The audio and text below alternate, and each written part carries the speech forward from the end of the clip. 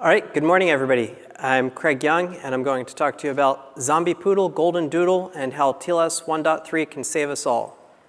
So, a little bit about me for a second. I'm the principal security researcher with Tripwire Vert, and so I develop content for the Tripwire IP360 vulnerability scanner, particularly various remote checks. I'm also an InfoSec trainer. I'm going to be training at Black Hat USA this year, as well as the Sector conference in Toronto. But most importantly, I'm a hacker, and what I'm going to talk to you about today is some of the research I've done in that capacity. So what we'll talk about here, I'm going to go over a little bit of the basics of how TLS works and CBC mode encryption specifically.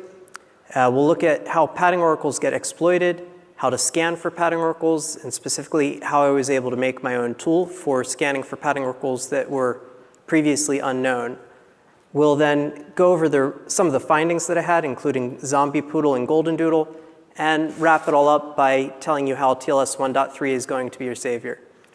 So at a basic level, everybody should know that TLS is a protocol for being able to establish some private communication channel between two untrusted peers across an untrusted link. So the way this starts is that a client is going to send out a client hello message.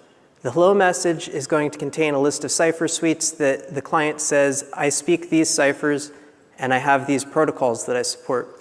The server is going to respond by selecting a protocol version and a cipher suite. But what is this cipher suite exactly?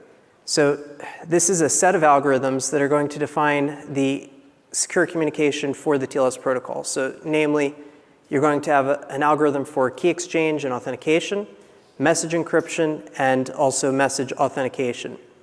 For the purposes of this talk, though, we're going to be looking at message encryption. This is because we're looking at how to decrypt packets from HTTP sessions, so obviously the encryption and the decryption are going to be the most relevant. So to talk about that, we need to understand cipher types. So we've got block ciphers and stream ciphers. Stream ciphers would be like your RC4, Cha-Cha-20, but your block ciphers are what we're talking about today. And the ones that everybody should be familiar with are AES and DES in this regard. What I mean by a block cipher is that it's only going to operate on fixed length blocks. So for DES, you've got 64-bit blocks. For AES, you've got 16-byte blocks, 128 bits. And if you have less than a block, you're going to need to fill it with some extra data. That data is referred to as padding. When you have more than one block of data, however, you're going to need to define a mode of operation for the cipher. So there are a few of these existing, CBC, ECB, electronic codebook, counter mode, but the one that we're focusing on today is CBC, or cipher block chaining. You can see kind of a diagram of how this works. This is borrowed from Wikipedia. Basically, though, as you encrypt, you're going to be binding things back through XOR with the previous ciphertext in a chain. We'll get into that in more detail. The block diagram's a little confusing. So an example of how this works. Let's say we've got an HTTPS request. It's this basic GET request. We're going to use AES encryption for it, so it means that we've got 16-byte blocks that we're going to be dealing with, and I've set aside a matrix of 8 of these blocks as a prediction of how much data we'll need. So first, we'll fill in the request. We give this color to indicate these are the actual plain text bytes that are going to go up to the application. And now we're going to need to authenticate this. So we calculate a hash. The hash is called a message authentication code. And in this case, it's 20 bytes because we're talking about AES with SHA. After we've done this, we now see we've got an even number of blocks. It's divisible. So you might think, well, do we actually need to pad this message? It will work with our CBC mode encryption. The answer is definitively yes, because if you don't, you're going to have ambiguity when you unpack this. When you decrypt this, you won't know where is the MAC or is this padding at the end. And that's because the last byte of the plain text is actually a padding length specifier. Now this byte, it's not actually considered padding, it's a padding length. So you can see that I've filled out in that block 0xF or 15. which is because there were 16 blocks, or 16 bytes rather. One of them is your padding length, and so then we need 15 more bytes of padding. So what value are we going to put in for this padding? Well, if it's SSLv3, it's just going to be random data. It can be any non-deterministic bytes. The standards just didn't specify that. In TLS, however, meaning starting with TLS1 up till current, well, you're going to pad this with a determined value. So the padding length byte is going to be repeated for each of the padding bytes. And this is rather important, but we'll see about that a little bit later. So back to our example, we're now going to follow the TLS model. And I've padded out 15 bytes of the hex F, which gives us our complete message. Now we want to send this through for CBC mode encryption. And as you can see, what's happening here is we're going to start with an initialization vector. The initialization vector is not actually shown here, but it would either, for SSLv3, be CBC residue, meaning like the last thing that was being decrypted, the last block is going to end up being an input here. Or in newer protocols, it's going to actually be explicitly set at the beginning of your message. So you'll have this initialization vector that gets XORed against the first block of the plain text and then encrypted through the block cipher. The output from that is then going to be used to XOR with the next block of the plain text before going into the encryption, and so on until we've encrypted the entire message. So if we want to decrypt this, obviously it's a pretty trivial reversal. So on the encryption side, we're XORing and then encrypting. So to decrypt, we need to first decrypt and then XOR. The process here, this is called MAC, then pad, then encrypt. And this is what cryptographers refer to as malleable encryption. And the reason for that is that the use of XOR in this way allows for targeted plain text manipulation and the fact that the message isn't necessarily fully authenticated. So basically what this means is that if you were to flip a bit within a particular ciphertext block, it's going to flip a corresponding bit in the plain text of the next ciphertext block, if that makes sense. We'll see this illustrated out in a minute, but what you do have to understand here is you can make this targeted change, but of course you've now modified a ciphertext that's going to have random results, so you will have data before your targeted manipulation getting corrupted. It will be unpredictable. Now, back in 2002, Sergey Vodny wrote a paper about padding oracle attacks and recognized that this was not a good process, this MAC, then pad, then encrypt. And unfortunately, the TLS designers did not really heed this warning because TLS 1.1 came out a few years later, still doing the same thing. TLS 1.2, 2008, still has MAC, then pad, then encrypt CBC mode encryption. Now, back to these padding oracles. What I mean by a padding oracle is that the server is going to reveal something to the attacker about the plain text that's being processed, or something about the ciphertext that's being processed. So some of the things that an attacker might look for would be, can you tell if this message being received by the server has valid padding? Does it have a valid MAC? Is it possible that you can know that the value is within a certain range, or in other words, that a specific bit has been set with it? And even sometimes, if it's just leaking out the amount of plain text that's there, that can allow an attacker to work backwards and develop some attacks. In general, when you've got a padding oracle, the risk is an adaptive chosen ciphertext attack. There is a caveat there.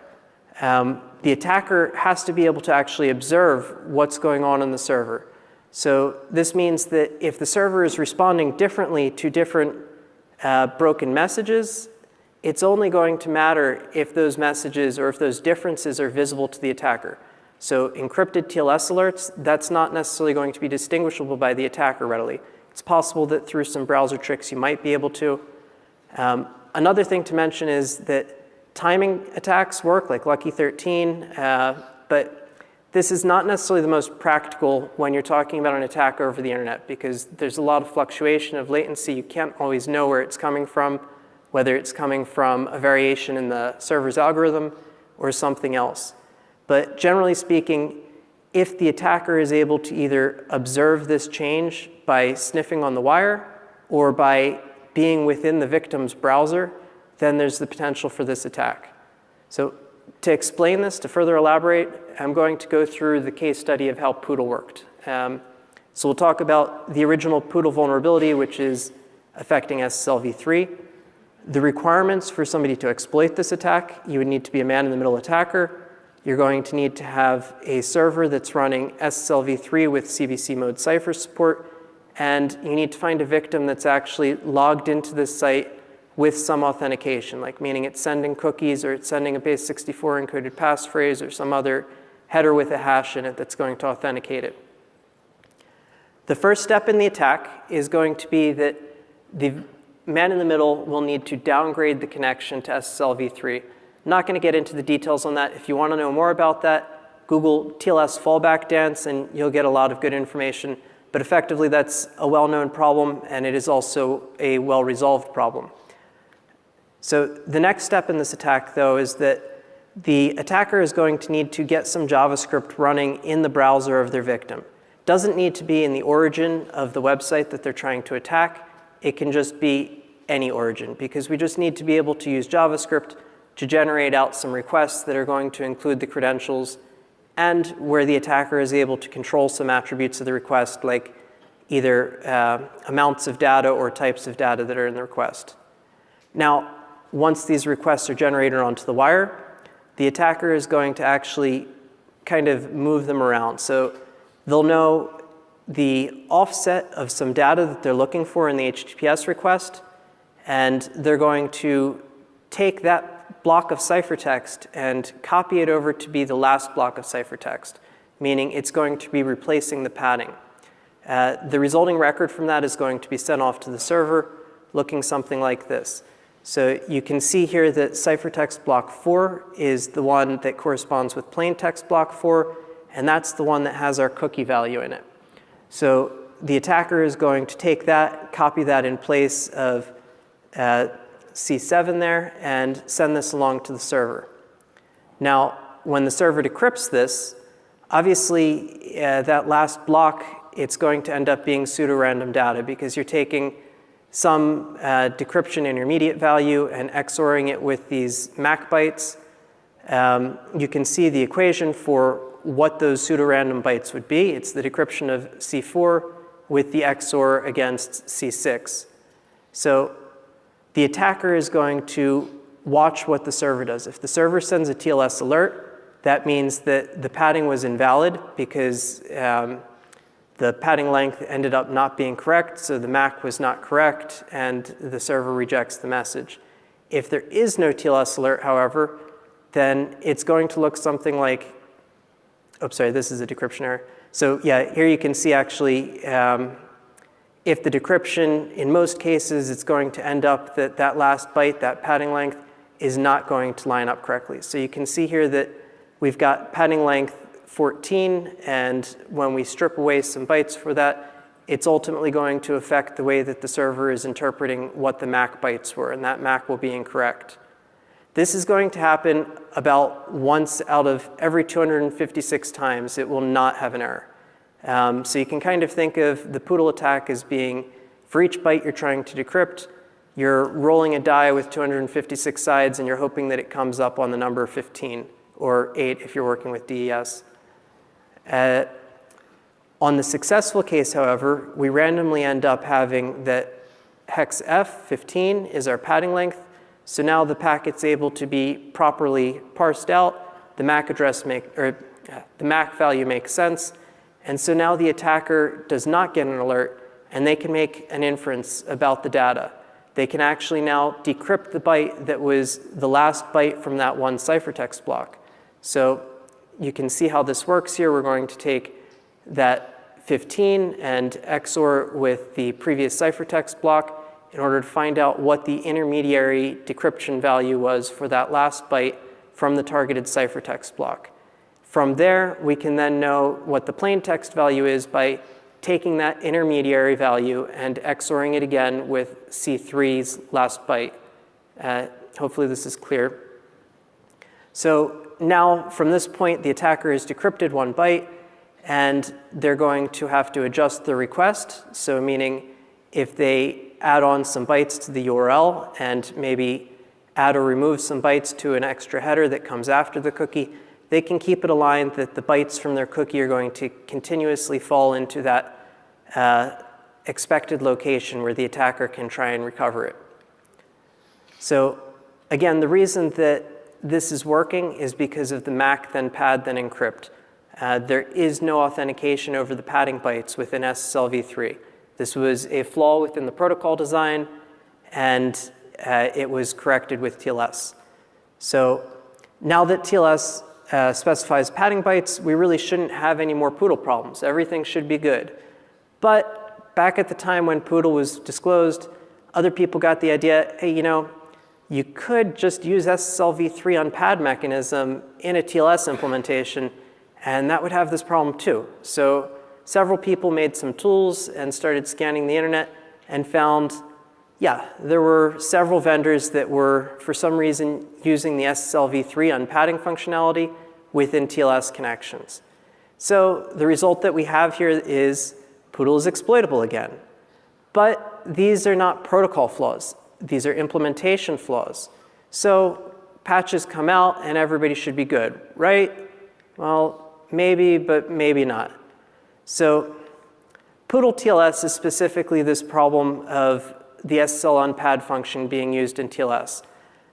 So the way that people would test for this is obviously to just take a client, make the client use the SSLv3 padding functionality, and see if you're able to connect to the server. If you're able to connect to the server using that SSLv3 padding mechanism, it means that the server has not actually validated the padding on your finished message, which probably means that they're just using that SSLv3 unpadding function. The problem with this test, correct, this test is good for Poodle. The problem with it is that it doesn't match the reality of what an attack looks like. As you saw in the workflow that we went through there was no mention of altering a finished message. In the real attack, the attacker is going to allow that finished message to flow, allow the connection to be established, and then they're going to start messing with the connection after its application data on the line. So this brought a few questions to mind, namely, are there actually stacks out there, TLS stacks that is, where they're going to behave differently if I am messing up the padding after the handshake as opposed to before or during the handshake? And I was also curious because I had previously done this research on Blankenbacher oracles, and we found that there were a number of other side channels that people hadn't really been looking at, like connection signals and whatnot. So I was curious about whether CBC padding oracles would also have ability to be exploited through less known side channels. And finally, of course, I wanted to know if this is actually a problem on the internet today. So this is 2019. We've been talking about CBC padding oracles for 17 years now. So ideally, there shouldn't really be much of anything on the internet that still has this. But to find out, I needed to build a new tool, come up with some new test cases, and then do some scanning of top-ranked sites, so some internet top lists. In order to get started with the tool, I had remembered back to when Poodle had first come out, and I had found on the Imperial Violet blog a very cool proof of concept from Adam Langley, where he patched the crypto TLS library within Go and basically just told that to have a flag to say, all right, use broken padding. And this was pretty effective for finding Poodle TLS exposures. All I needed to do from there really was to make the change a little bit less aggressive. So rather than just always using this broken padding mode, had to figure out a way to actually recognize on the connection when there's application data as opposed to handshake data.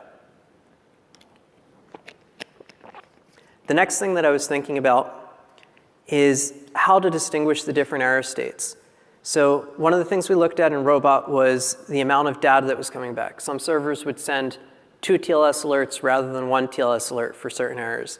And also it's possible, like with Poodle, that you're going to get data back even though there were padding errors, and that's going to tell you something. And another big one is TCP headers. So how is the connection being established? Is it being torn down with a reset, a fin? Is the socket just being left open? Maybe you've got something else like a push flag that comes up in random places.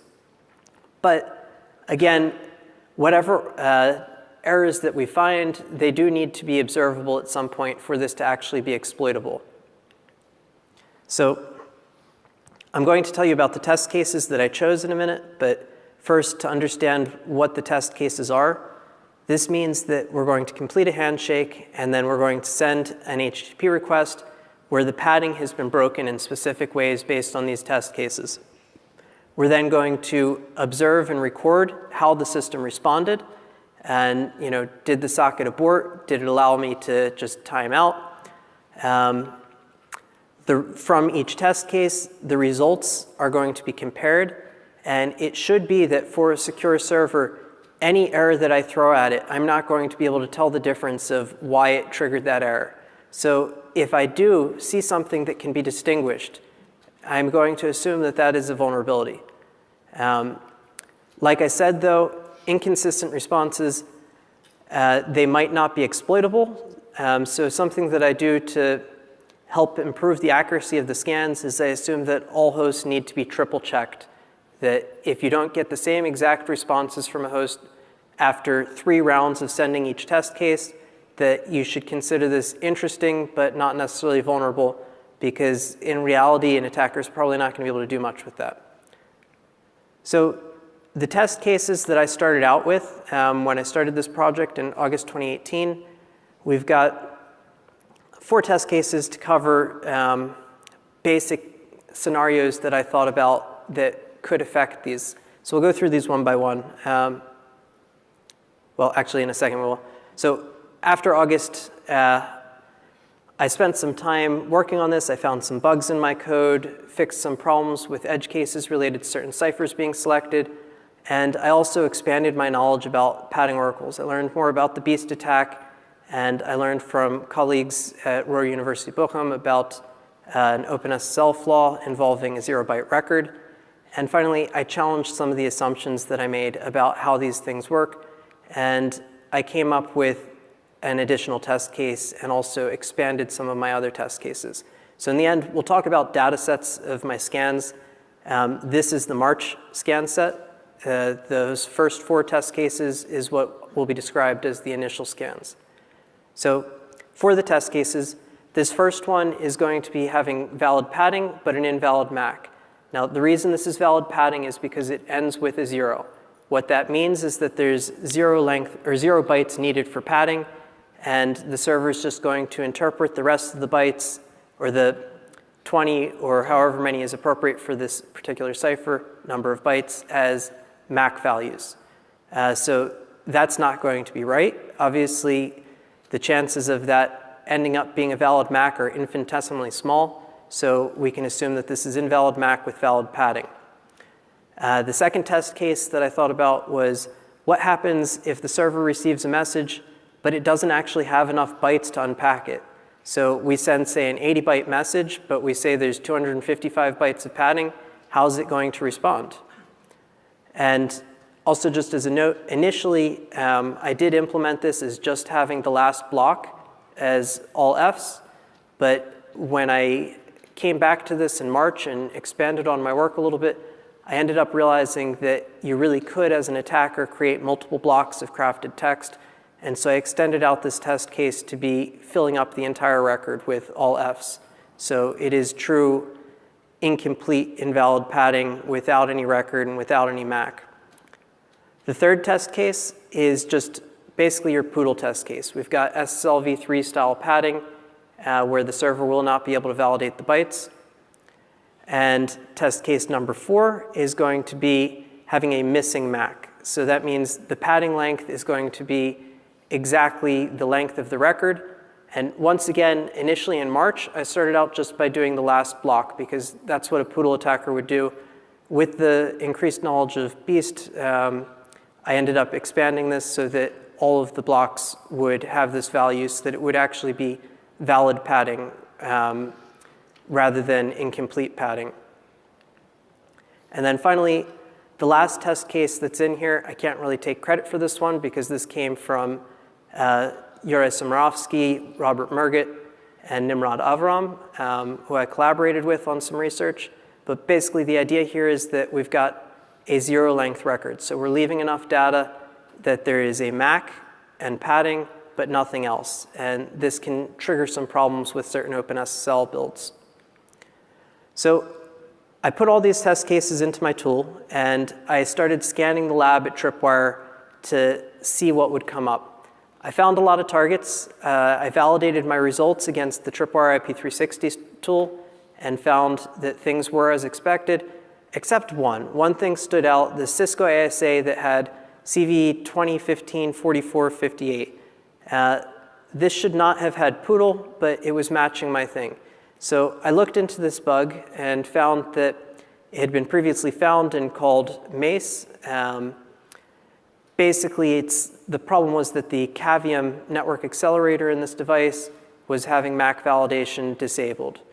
Now, I look at this bug and I see a classic padding oracle, but MITRE looked at this bug and they said, could allow man-in-the-middle attackers to spoof TLS content.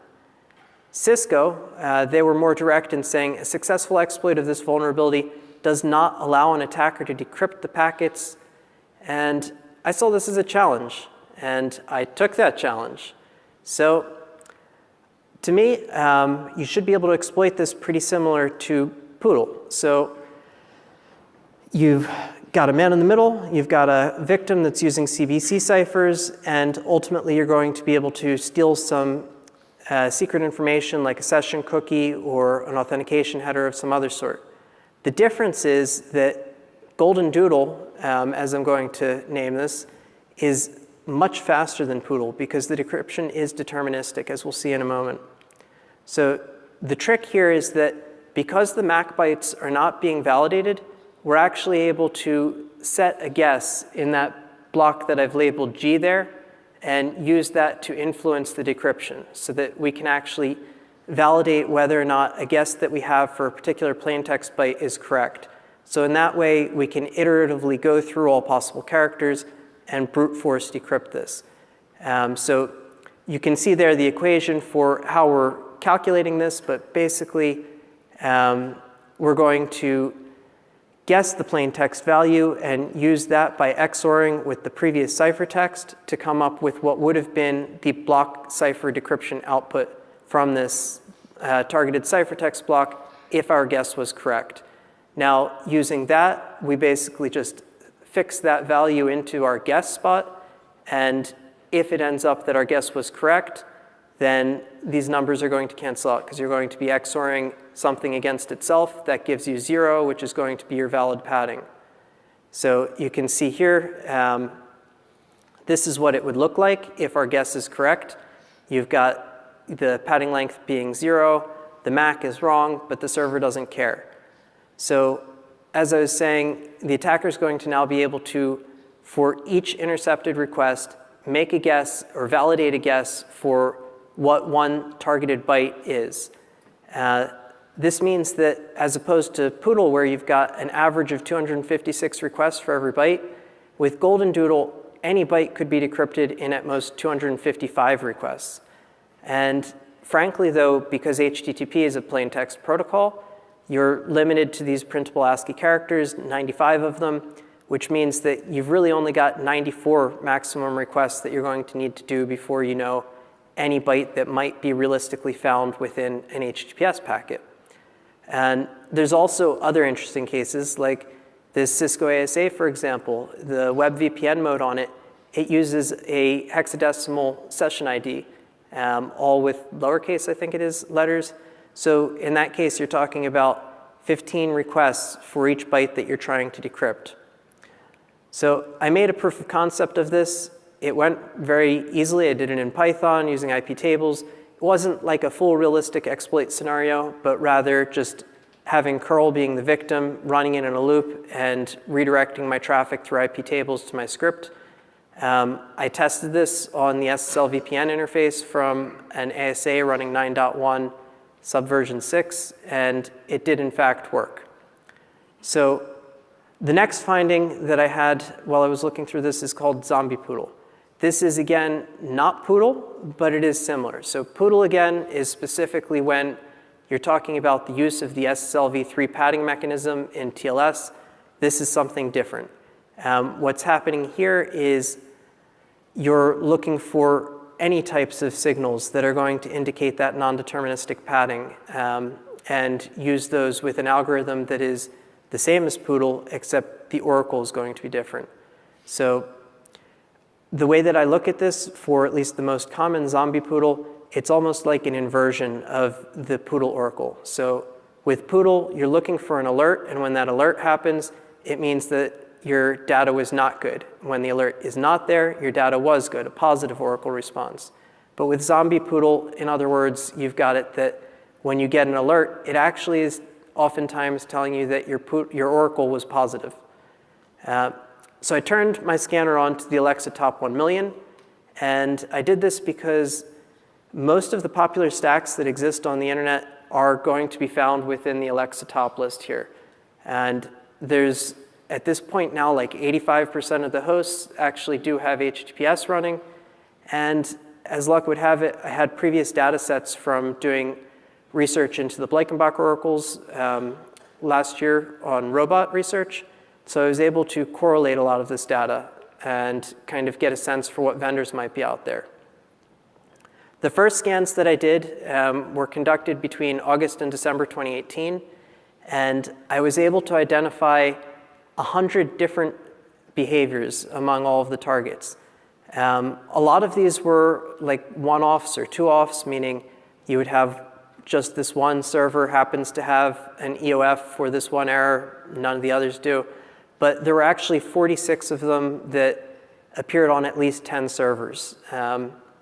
Overall, there were about 5,800 that I deemed to be readily exploitable.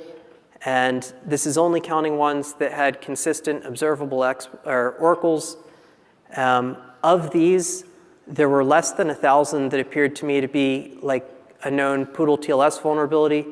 There were about 1,000 of them that were GOLDENDOODLE, and then the rest of them seemed to be Zombie POODLE. When I extended my test tool and did some more scans, and this is meanwhile after 3 different public advisories had been released, Citrix F5 and Oracle, I found 129 discernible behaviors.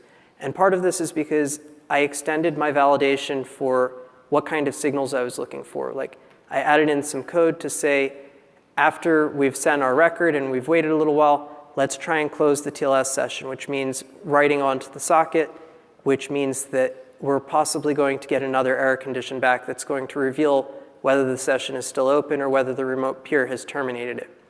Other improvements that I made, I had problems initially that I mentioned where there were edge cases around the MAC length for different cipher suites, which could have caused me to miss some hosts.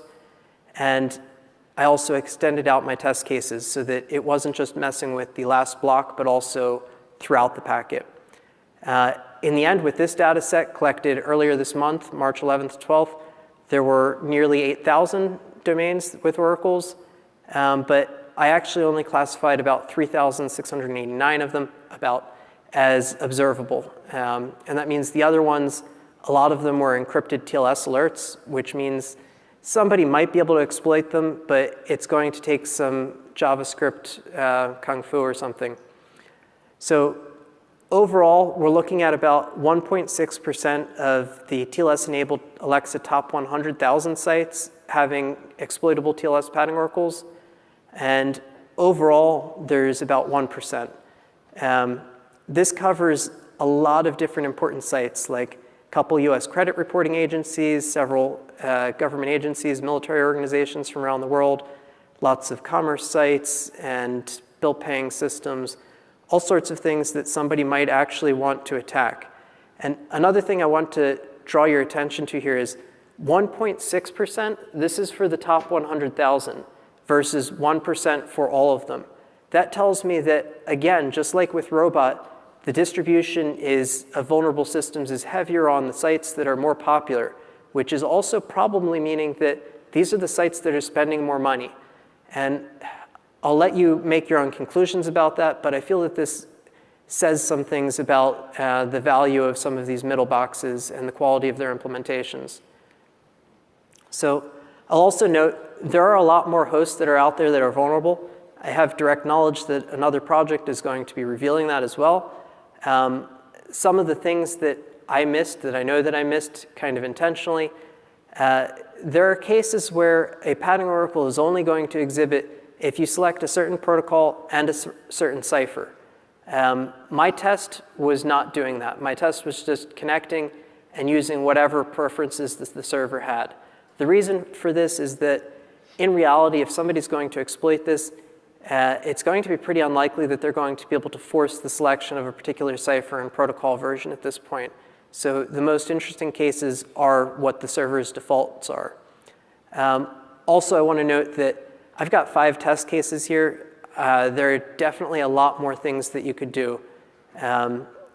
So there are trade-offs with that, though. I was using a $5 VPS machine to scan the internet in 3 days, 2 to 3 days.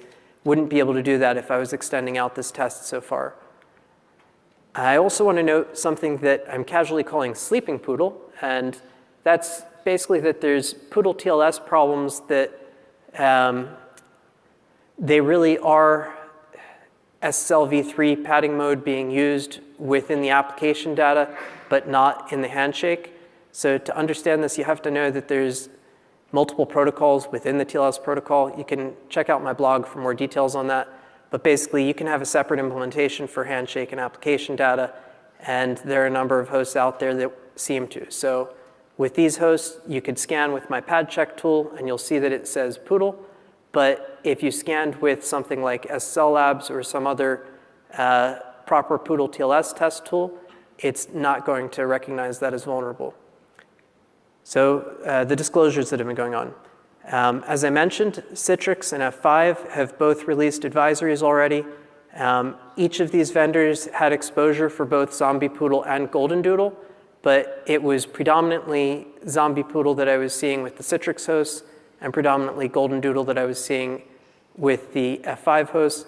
But it's important to note F5 was by far not the biggest offender of GOLDENDOODLE hosts. There are several other vendors that I have ongoing communications with who are trying to figure out whether or not it's their product or an IPS in line.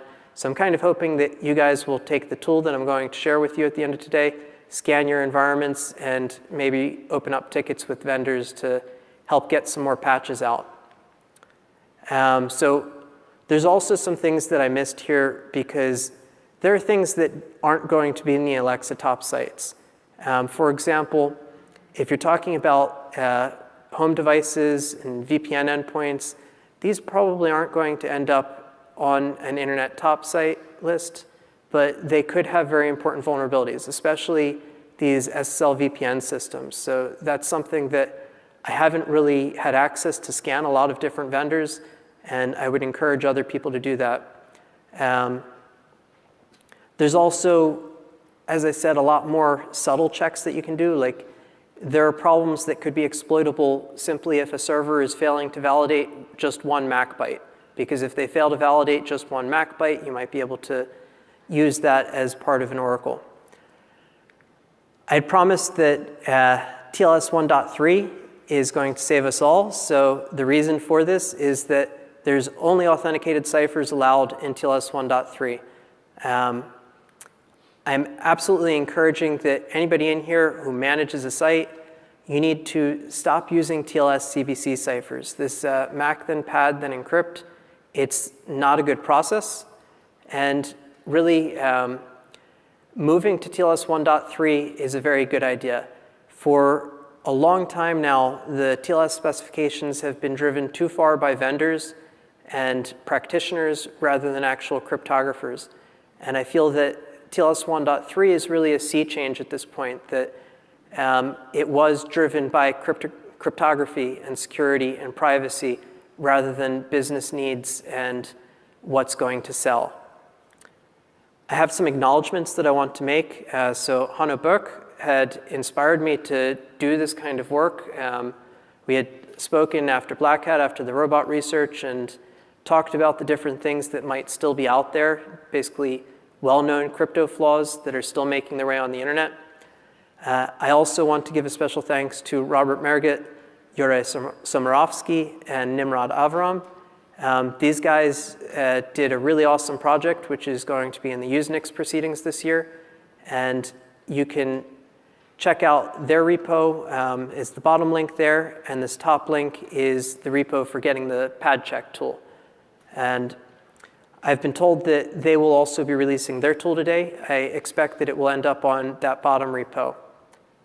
And if everybody's copied down those links, I'm just going to give one more second.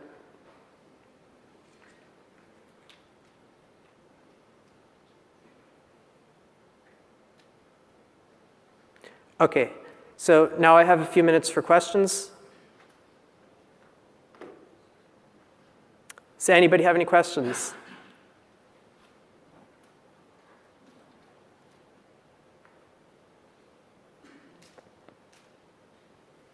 Somebody must have a question. I guess I did a very good job explaining everything then.